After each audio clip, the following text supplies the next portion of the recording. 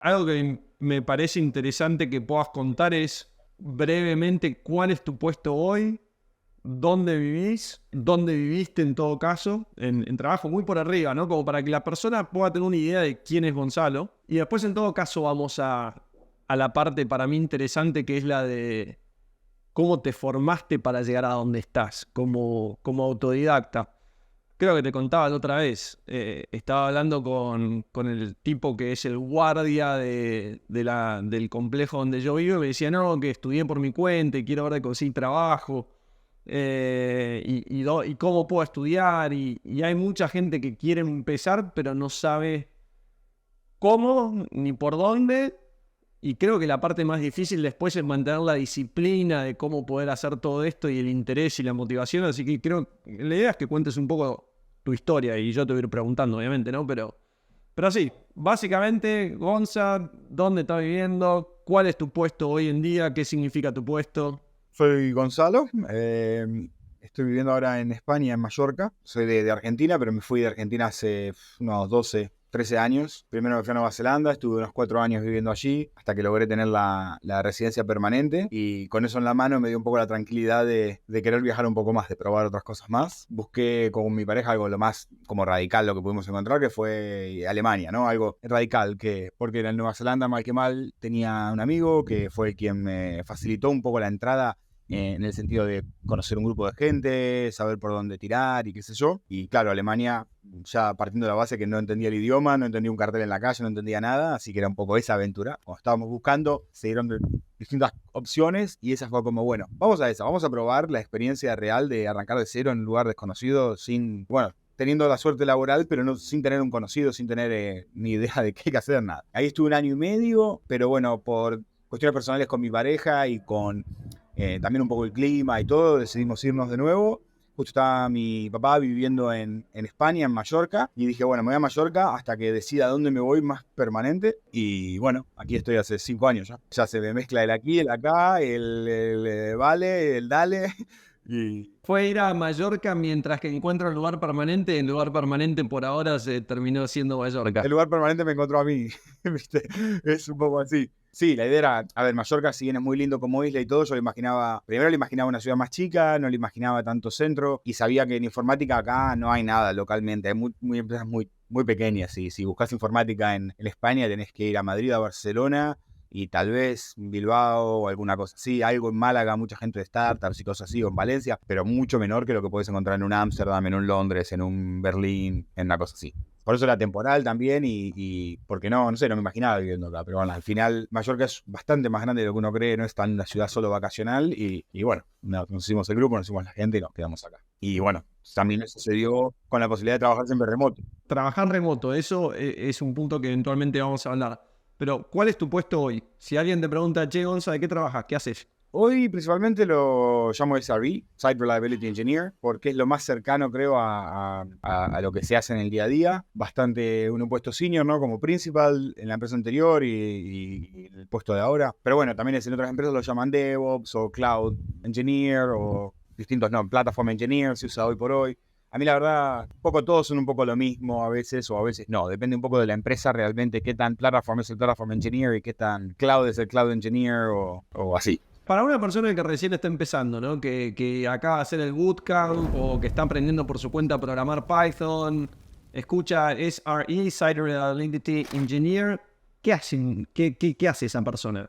Muy por arriba, ¿no? No vamos a meter a hacer una descripción de impuestos, pero Casi todas estas áreas salieron de lo que eran antes los System Administrator, los Operations y qué sé yo, que básicamente entendés cómo funcionan los sistemas operativos, cómo mantenerlos corriendo, cuáles son las prácticas de seguridad, de backup, de determinadas cosas que tenés que hacer. Después de eso se fueron abriendo distintas ramas, ¿no? Cloud Engineer es como, bueno, ¿cómo distingo los gente que hacía System Administration antes de la gente que hoy trabaja con los sistemas cloud, con AWS, con Azure, con Google Cloud, que es cómo diferencio entre esas dos cosas. Después el DevOps Engineer, que nació con el movimiento DevOps, que era la unión entre la gente que hacía desarrollo y la gente que operaba los sistemas de alguna manera, que los mantenía. Y decís, bueno, en realidad si quiero mantener mis sistemas corriendo todo el tiempo, el proceso de hacerlo es mucho antes que cuando ya está corriendo en el sistema. Tengo que estar integrado dentro del proceso de desarrollo. Eso fue como un movimiento que hubo y lamentablemente para muchos de los que trabajamos en el ámbito se les llevó al nombre del puesto de trabajo, que era un poco anti la idea, porque si a alguien le doy la denominación de que es responsable de hacer esas dos cosas, entonces otra vez creo esa diferenciación entre los dos roles. Y después SRE fue un nombre que le puso Google a un poco esta práctica del DevOps, de mezclar operaciones y desarrollo. Y justamente lo que hizo fue agarrar desarrolladores, en vez de agarrar gente que hacía System Administration, y decirle, bueno, si te doy un sistema y tiene que estar todo el tiempo corriendo, ¿cómo lo resolverías con código o con software, con las mismas metodologías de pensamiento que utilizamos para desarrollar software? Y eso llevó a mucha más automatización. Es decir, bueno, a ver, ¿cómo resolvemos si un sistema se cae? En sysadmin viene un tipo, le suena el pager, se conecta, va, lo prende, o resetea a otro o hace una cosa.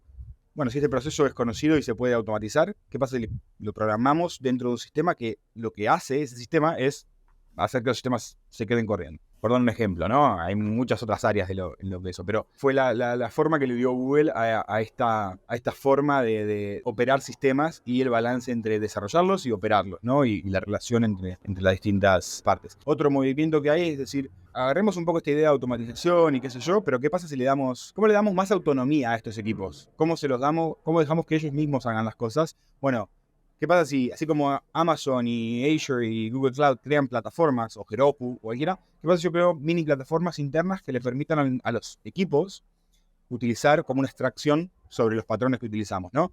Entonces, esos equipos de plataforma en teoría deberían estar creando mini APIs que, tú decís, dame un servidor, te dan un servidor, pero como te lo tienen que dar para la empresa Santi o para la empresa Gonza, con las customizaciones que eso requiere, con los procesos que eso requiere y ese tipo de cosas. Esa es la idea del Platform Engineer. Como en una empresa grande, hago que un patrón sea un poco más eficiente, que cada equipo no tenga que desarrollarlo por sí mismo, porque hacen DevOps, no importa. A esos mismos equipos que tienen prácticas DevOps, que tienen gente que necesita hacer determinadas cosas, hay cosas que se repiten. Bueno, creémosle una abstracción, una plataforma que les dé esa herramienta. Esas son un poco las distintas variantes que hubo. ¿Qué un poco llevan todos? Bueno, todos tienen algún poco de algún aspecto de cloud, algún aspecto de Linux o algún otro sistema operativo, algún aspecto de backup, de high availability y de este tipo de cosas, de orquestación de servicios como Kubernetes o Nomad o cualquier otra de estas. Todos tienen en distintos niveles un poco de esto y distintos niveles de scripting a programación, ¿no? O sea, algunos por ahí solo es un poco de scripting con algunas cosas en Bash o en Python y otros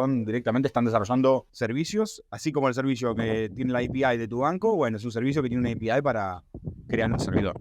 Bueno, ahora va a ser la parte más interesante, ¿no? Esto es lo que estás haciendo hoy, qué significa lo que estás haciendo hoy, quizás para alguien que no está al tanto. Contame cómo te metiste en el mundo de tecnología. O sea, vamos muchos años atrás, primero, ¿no?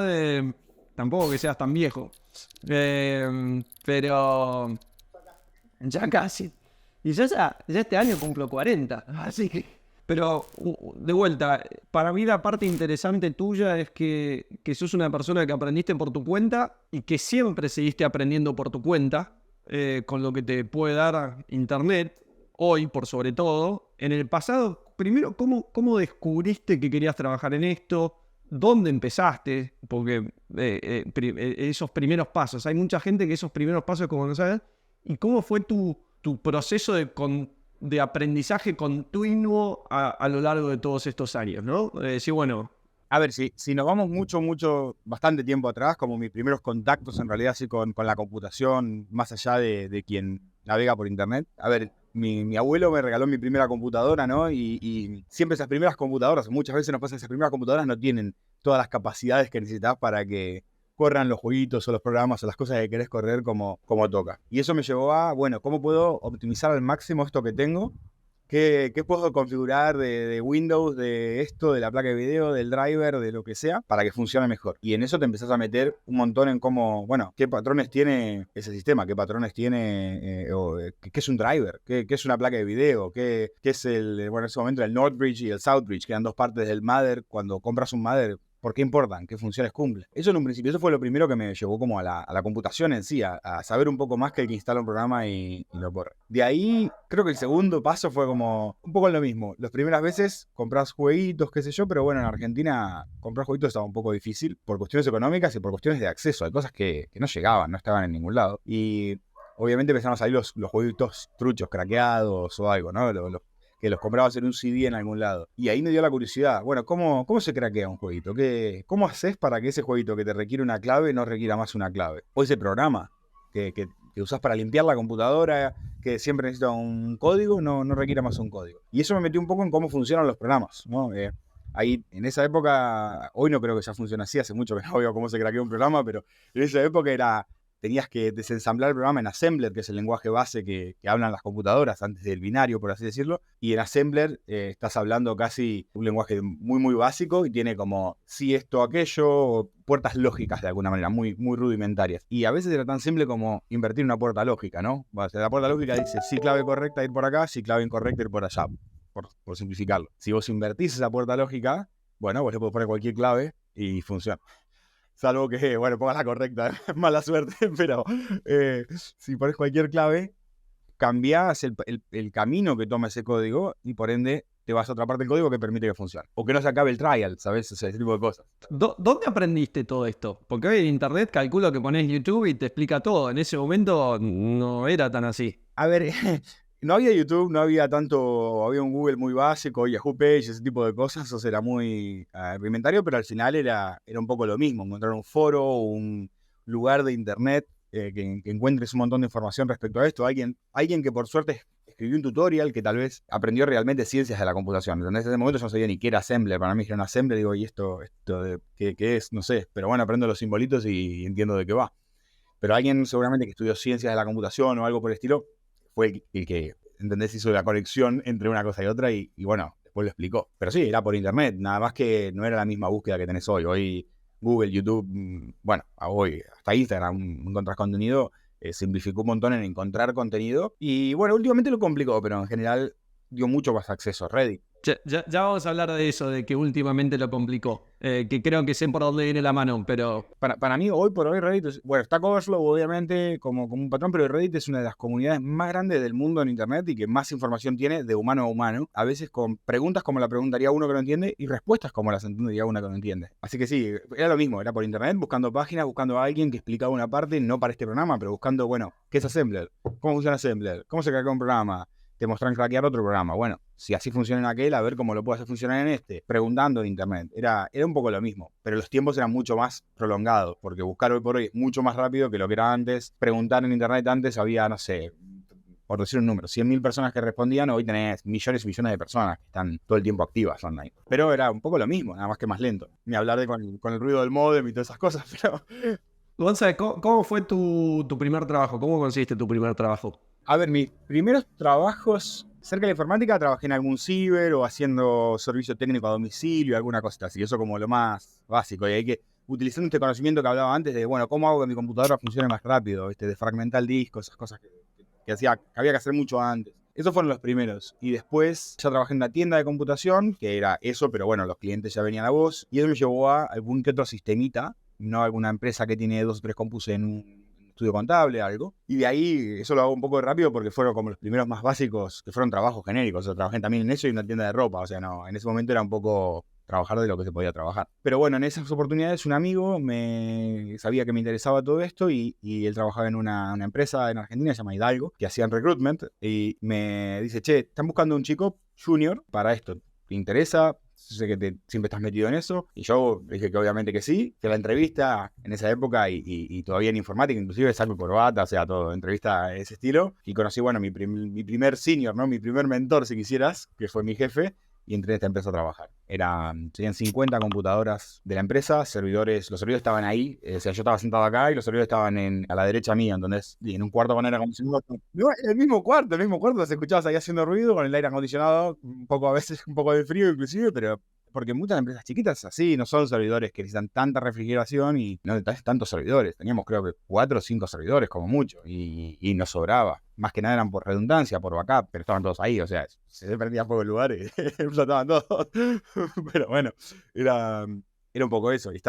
Ahí teníamos distintos sistemas operativos y estaba, bueno, Fer Segura, que fue mi primer jefe en informática y el primero que me enseñó un montón de cosas. Yo no manejaba mi computadora Windows, todo, por así decirlo, computadoras cliente, ¿no? Windows de cliente, pero nunca un servidor, nunca nada que haga algo de ese estilo. Y ahí sí teníamos un servidor de mail, un servidor de dominio, un DNS, un servidor que daba el internet, la red, y nada, ahí aprendiendo las cositas básicas de eso y un poco buscando en el trabajo, porque cuando trabajas en una empresa así, no todo el tiempo tenés a alguien que se le rompió algo o algo que no anda, no hay un software que desarrollar, eso es como un mantenimiento. Y en los tiempos muertos, a veces haces tonterías y a veces también buscas y decís, a ver cómo funciona el DNS, qué es el DNS, qué es el DHCP. A ver, me meto ahí y le preguntaba a Fer que estaba enfrente, che, y esto siempre un poco difícil porque, claro, no querés, como que querés preguntar, pero no querés quedar como un tonto. Aunque ya te hayan contratado. Decís, no puedo preguntar tanta tontería, me van a echar, ¿viste?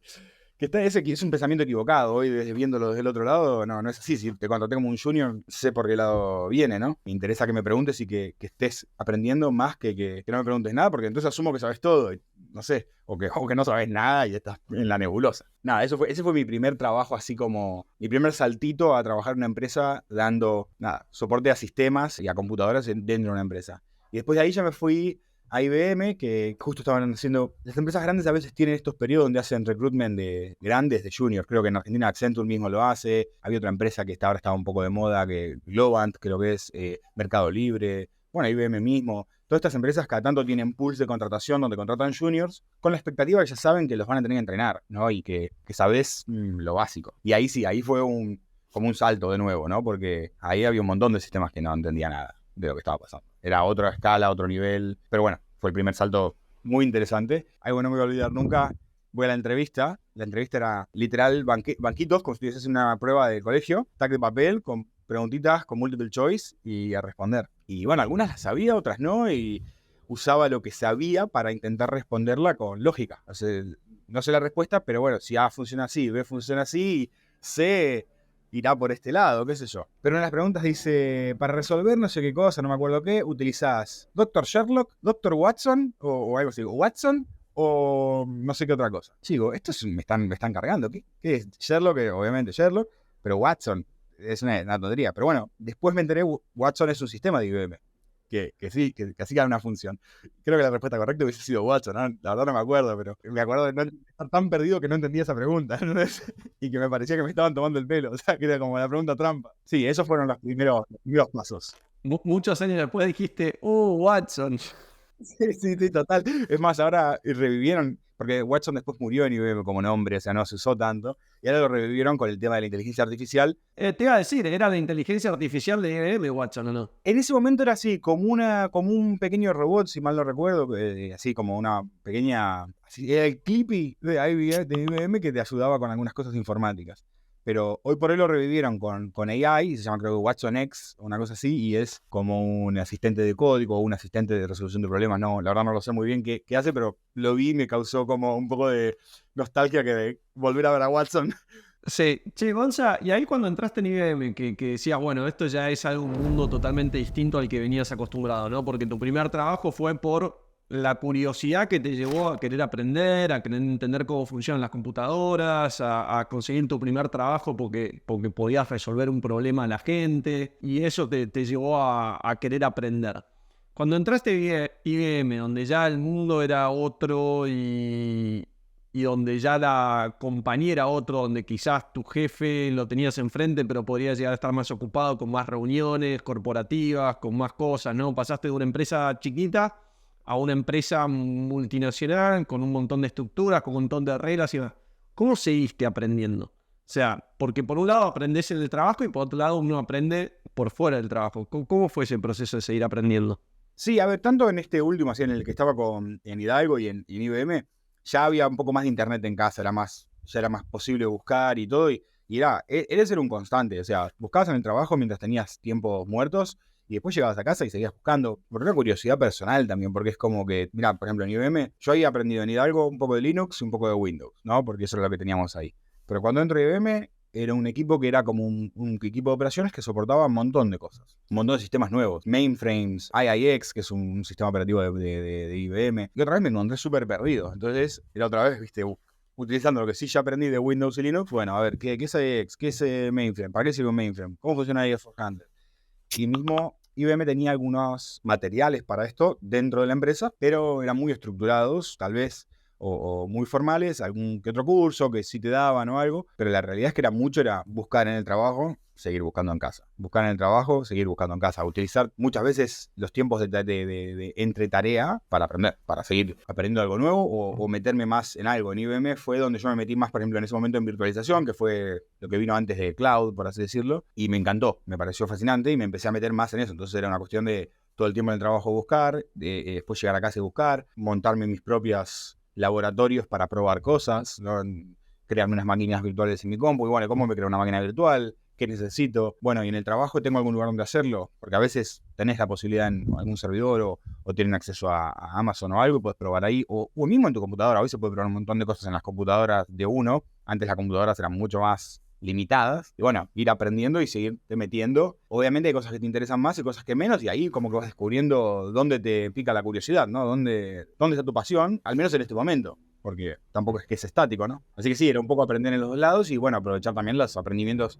A veces las empresas te ofrecen algún curso, te ofrecen algún entrenamiento formal con un profesor. Sobre todo en una empresa grande como IBM, como Globant, encuentras estas cosas. Las empresas más chicas lo que normalmente te dan es tenés, no sé, por decir, 500 euros por mes para aprender. Y bueno, pues buscas tu propio contenido. Así que era un poco mezclar esas dos cosas para seguir metiéndome en las partes que me interesaban y también porque te dan tareas a veces que te presentan ese desafío, ¿no? O sea, el que está del otro lado muchas veces no sabe hasta qué punto sabes de esto o de aquello. Y entonces la tarea es, bueno, tenemos que mejorar los backups de empresa X. ¿Y qué usan para backup? Tivoli Backup, no sé cómo se llama. ¿Y cómo funciona Tivoli Backup? Yo entiendo cómo funciona un backup, pero no sé cómo funciona Tivoli Backup. Entonces te metes en eso y eso te lleva por ahí a aprender más sobre los backups inclusive. Y así, con todo. ¿Cómo harías ese proceso de encontrar lo que sirve y lo que no sirve, ¿no? Hace un rato dijiste, hoy en día quizás hasta se lo hace más difícil el que haya tanta información. Tenés que distinguir qué sirve y qué no sirve. ¿Cómo haces ese proceso para saber qué sirve, qué no sirve? A ver, yo creo que el problema es que la creación de contenido para atraer clics y tráfico hace que haya mucho contenido repetido, mucho SEO, qué sé yo, y entonces te hace como a veces difícil, voy a aprender algo nuevo con esto o no.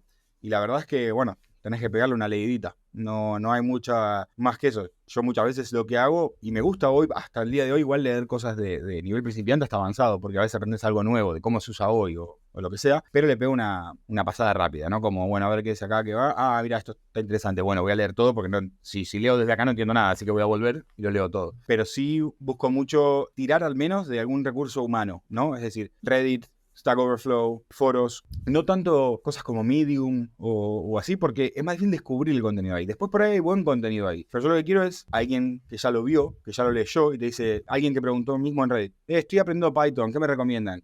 Y vas a ver un montón de gente ahí que recomienda distintos tutoriales y el mismo sistema de votos te lleva a sobresaltar 3 o 4 links, ¿no? Y bueno, arrancás por ahí. Eso es para mí hoy fundamental porque Google te presenta un montón de resultados, un montón de contenido que es parecido pero no igual y te perdés un poquito. En YouTube, lo mismo. Hay gente que te va a recomendar en Reddit o en otros lados videos de YouTube. Miraste esta playlist de este creador que tiene cómo aprender Django, que es un framework de Python. Y ahí pasan dos cosas. Empezás a buscar, encontrar creadores y lugares donde te gusta el contenido. O se adapta a vos el estilo de contenido. Hay gente que prefiere contenido más técnico, más cargado, y hay gente que prefiere contenido más casual, más didáctico, más laboratorio. Entonces, nada, ahí vas ya viendo vos qué te gusta. Por ejemplo, hay un creador de contenido de Python que me gusta, me suscribo al canal, empiezo a ver qué videos crea, entro a la historia del video y miro qué otras cosas tiene. Es un poco por ahí. Y lo mismo con el creador de contenido de texto, ¿no? Encontrás mucho contenido, Medium o Stack Overflow o lo que sea, y bueno, vas encontrando los creadores que tienen un estilo que se adapta más a vos, donde encontrás más cosas que te sirven. Hoy por hoy, por ejemplo, algo que para mí es un problema. En Google encontrás un montón de contenido que te redirige a Medium, pero después el contenido en Medium está atrás de un paywall, y entonces la búsqueda no me sirvió de nada, ¿entendés? O sea, me hice perder un montón de tiempo, y lo peor es que te deja con las ganas, porque el cachito que te muestra como que está ahí la respuesta de lo que buscabas, pero no está. Entonces, bueno, Reddit, Stack Overflow, otra vez, foros, comunidades, hoy Discord, hoy se usa mucho Discord, por ejemplo, hay comunidad de Python, comunidad de lo que sea, o canales de Slack, ahí encontrás un montón de gente que si vos preguntás te responde, o ya hay contenido que está prefiltrado, por así decirlo. Algún humano lo vio y dijo, che, esto está bueno, esto a mí me ayudó. Hoy creo que esa es la mejor herramienta para encontrar contenido para aprender.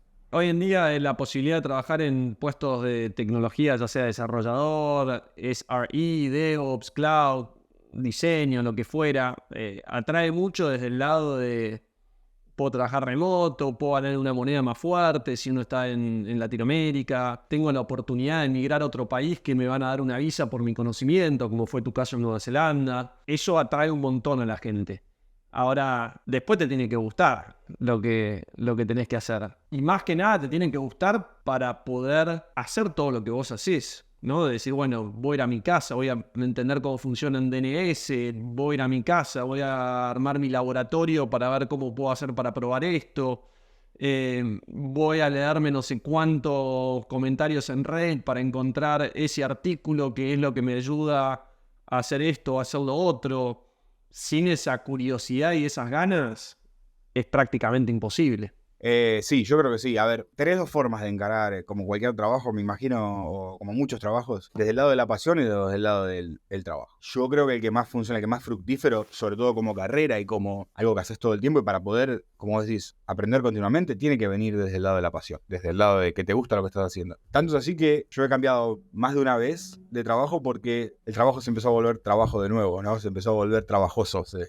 Y creo que muchos de los que estamos en informática tenemos la suerte de trabajar en algo que es un hobby y un trabajo a la vez. Y eso es un poco único. Es como que si pudiese trabajar de artista, ¿sabes? El que le gusta pintar tiene un hobby y un trabajo. Es una cosa muy particular. Yo creo que tenés que tener ese gusto por lo que estás haciendo. Sea desarrollar, sea hacer sistemas, sea hacer base de datos, sea hacer operaciones, sea hacer soporte de desktop.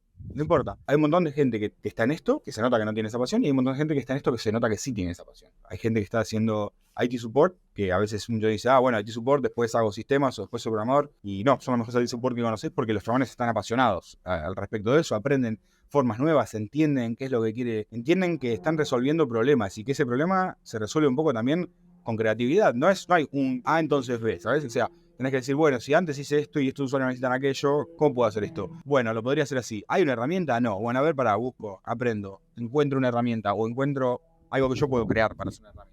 Requiere que te interese, que te guste lo que estás haciendo, que lo disfrutes. Y a ver, que no es todos los días es una fiesta, ¿no? Pero en general te tiene que atraer una parte del problema, aunque sea, ¿no? Hay una parte que te llama la curiosidad, sea por cómo funcionan las computadoras, por cómo funcionan los programas, que te parece increíble poder estar creando un programa que usan 1 millón de personas. Hay una parte que te lleva a querer aprender y a saber más o a ver cómo hacen otras cosas. Es como un ciclo.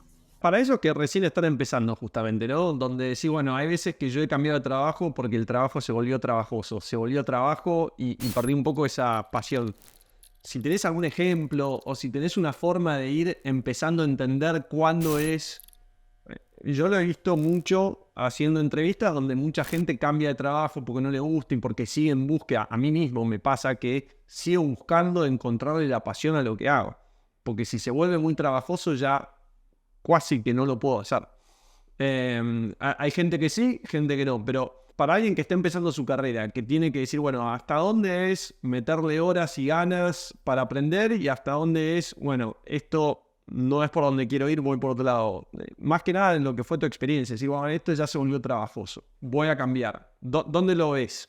El proceso del trabajo, yo creo que, a ver, a mí me pasa muchas veces que estoy trabajando en algo, en una solución o algo, y tengo que mirar el reloj 2, 3 veces y decir, bueno, voy a cortar, son las 6, porque estoy yo metido en lo que estoy haciendo, y no es que estoy ahí en el teclado. Tuvimos un problema en la empresa anterior con un servicio que se llama RabbitMQ, que es el servicio de queuing para integrar otro servicio, bueno, no importa. La cuestión es que yo en un momento me empecé a meter tanto en el problema de por qué no andaba determinada cosa, por qué no andaba más rápido, lo que sea, que empecé a meterme, a buscar un blog, otro blog, ¿esto qué es el programa? ¿Cómo está programado? A ver el código, no lo entiendo, bueno, a ver si alguien me explica cómo funciona la parte de adentro, ¿no? Y tenía que estar yo un poco diciendo, bueno, basta, acá termina el día y me voy a hacer mi vida personal porque estaba realmente enganchado con eso. No todos los días son así, pero hay como un ciclo de, bueno, días así, días no así, días así, días no así. Te interesan los problemas en los que estás resolviendo, te gusta, ¿sabes? Es como cuando ya empezás a sentir que muchas de las veces, bueno, esquivás la tarea, ¿viste? Empezás a la mañana y el cafecito y la tostada se empiezan a alargar porque en realidad no querés arrancar la jornada, no ves la hora que termine o todas las tareas, decís...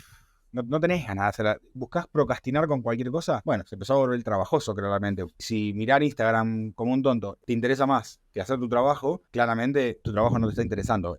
Porque no te está apasionando, porque no te está gustando, ¿no? Porque a veces vas a mirar la nada misma en Instagram o en Reddit o en cualquier lado. Bueno, algo está faltando en tu trabajo que no te está dando esa pasión. A mí, cuando veo que me empieza a pasar y mucho tiempo y vienen tareas nuevas, porque para ahí hay un proyecto que es un bodrio, pero bueno, viene el proyecto nuevo y me sigo sintiendo igual. Bueno, hay algo que no está cuadrando. Le intentás buscar otra forma, otro aspecto. Bueno, si me enfoco más en este tipo de tareas. Y si no la encontrás, bueno, si tenés la posibilidad, y yo creo que es bueno cambiar. Y en la parte del aprendizaje, ¿cómo es? Pero para cerrar lo otro, que también vos no sos productivo para esa empresa, ¿no? Ni para vos es bueno, ni para la empresa vos tampoco estás siendo muy eficiente.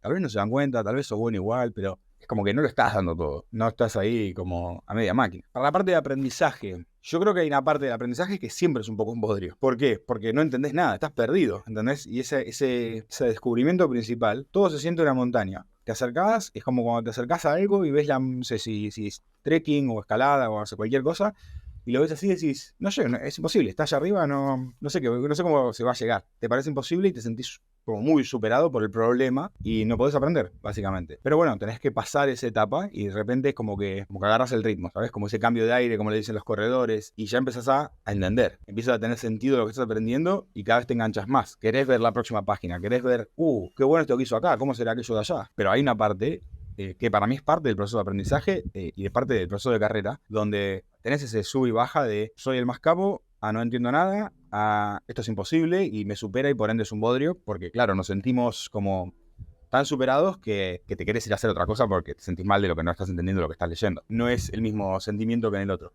Pero bueno, yo creo que si hay que meterse, hay que intentarlo, hay que pasar esa barrerita. Hay algo que te llevó a que te dé esa curiosidad, ¿no? Bueno, intentar reforzar por ahí y decir, bueno, este blog no me funcionaba, intento otro. Ese otro tampoco, bueno, pero yo quiero entender cómo funciona. Tenés que seguir dándole. No infinito, pero bueno, tenés que pasar ese momento de que no es tan placentero, por así decirlo, para poder terminar de aprender, para poder realmente aprender. Es mucho más placentero como humanos hacer cosas que sabemos hacer que hacer cosas que no sabemos hacer. En su momento, vos no estudiaste en la universidad, no tenés un título universitario. En su momento, ¿se te pasó por la cabeza decir, che, voy a la universidad o no? Y tomo esta decisión. ¿Cómo fue eso?